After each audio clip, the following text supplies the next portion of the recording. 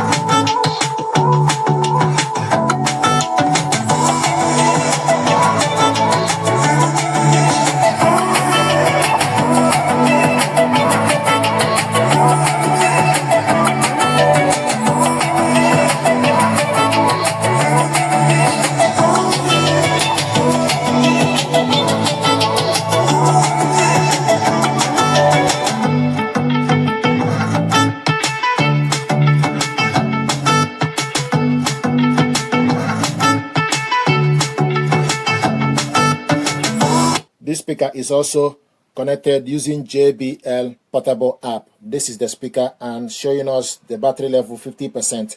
And these are the equalizers you can select. It's currently on JBL signature. You can select chill, energetic, and vocal. So what I want to do is to show you how to reset this speaker. And if you reset the speaker, it will no longer be available on the app. You need to press pause and play button and volume increase button together for 2 seconds.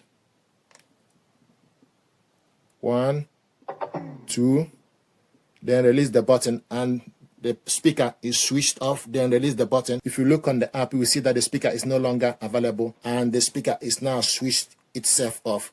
So this is how to reset this speaker to factory default setting. Thank you very much indeed.